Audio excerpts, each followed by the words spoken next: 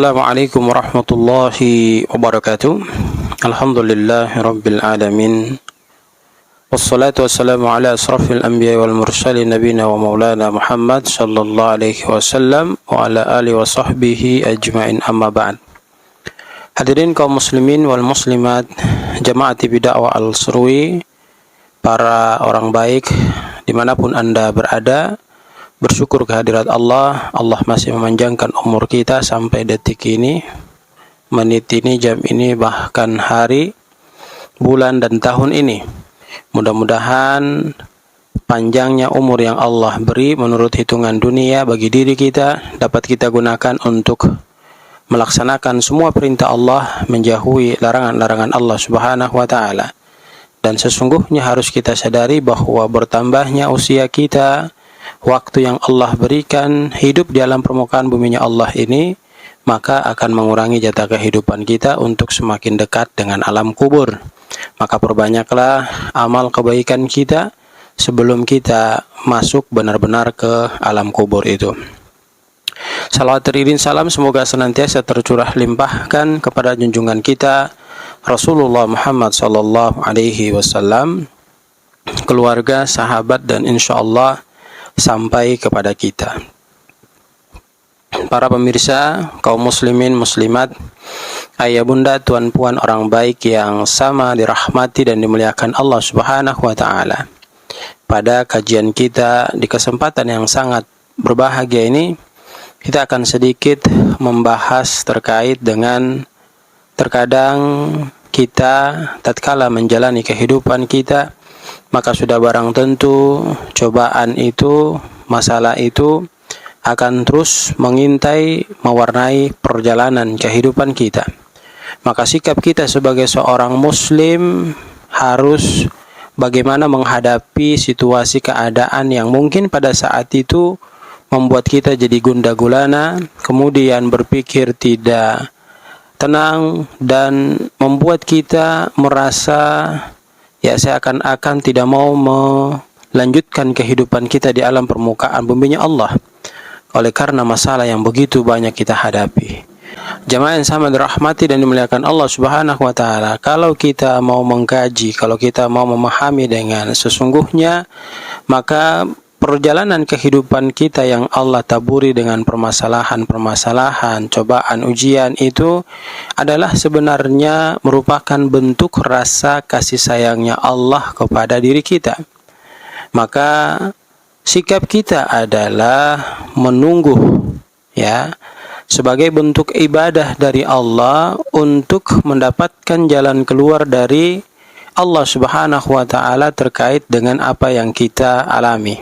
Tentu menunggu di sini bukan hanya sekedar menunggu, tetapi kita baringi dengan melaksanakan ibadah, kita perbaiki kekurangan-kekurangan amal kebaikan kita, kemudian kita tutupi bolong-bolongnya ibadah sholat yang selama ini kita lakukan. Sehingga hadirin yang sama dirahmati dan dimuliakan Allah, maka apabila kita menghadapi masalah atau kita menghadapi suatu masalah yang kita tidak sanggup untuk mengubahnya, maka bersabarlah, lantas tunggulah jalan keluar dari Allah Subhanahu wa taala yang harus kita lakukan melalui ibadah kita, kemudian perbaikan akhlak kita. Hadirin yang sama dirahmati dan dimuliakan Allah Subhanahu wa taala, Said bin Abdul Aziz rahimahullah itu pernah berkata, apabila engkau menghadapi suatu masalah yang engkau tak sanggup untuk mengubahnya, maka bersabarlah dan tunggulah jalan keluar dari Allah Subhanahu wa taala.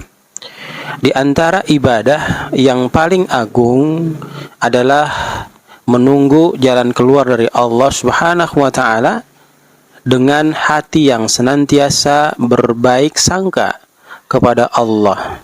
Sebagaimana Allah Subhanahu wa taala memberikan ketegasan dalam Quran surat At-Talaq ayat kedua. Allah tegaskan, a'udzu billahi minasyaitonir rajim, wa may yattaqillaha yaj'al lahu makhraja. Barang siapa di antara kita bertakwa kepada Allah, niscaya Dia akan mengadakan baginya jalan keluar. Kemudian dalam firman Allah yang lain, min haitsu la yahtasib, dari arah yang tidak disangka-sangka. Hadirin yang sama berbahagia, maka tugas kita dalam menghadapi masalah, musibah, ujian, cobaan yang Allah berikan kepada kita adalah bersabar. Bersabar bukan hanya sekedar bersabar, tetapi bersabar itu diikutsertakan dengan memperbaiki ibadah kita kepada Allah. Mungkinkah selama ini ibadah sholat 5 waktu kita bolong-bolong, kemudian melakukan amal-amal kebaikan sekecil apapun yang kita bisa, agar semuanya itu bisa menempel kekurangan-kekurangan yang selama ini kita lakukan, sehingga kondisi itu akan menetralisasikan atau mengembalikan kondisi kita sebagaimana yang kita inginkan. Kalaupun nanti dalam perjalanan jemaah yang sama dirahmati dan dimuliakan Allah, kita sudah bersabar, lantas kita sudah beribadah, kemudian kita pun sudah melakukan amal-amal saleh, kemudian kita masih mengalami keterpurukan, maka istiqomahkanlah semua perbuatan baik itu agar nantinya kita akan mendapatkan jalan keluar yang paling baik dari apa yang tidak kita sangka-sangka. Allah Subhanahu wa taala memberikan ketegasan bahwa Allah lebih mengetahui daripada apa yang tidak kita ketahui. Maka mari kita pahamkan diri kita bahwa apa yang kita anggap baik belum tentu baik di sisi Allah Subhanahu wa taala. Dan barangkali apa yang kita anggap buruk itulah yang dianggap Allah baik di sisi Allah Subhanahu wa taala.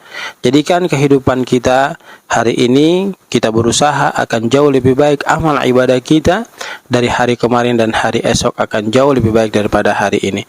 Semoga Allah memberikan kekuatan kepada kita untuk terus melakukan kebaikan, untuk terus memperbaiki ibadah kita dalam memperbaiki kehidupan kita dari masalah-masalah yang kita alami.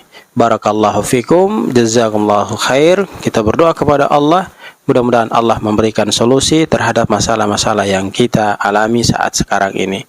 Subhanakallahumma wa bihamdika, nashhadu an la ilaha illa anta, nastaghfiruka wa natubu ilaik.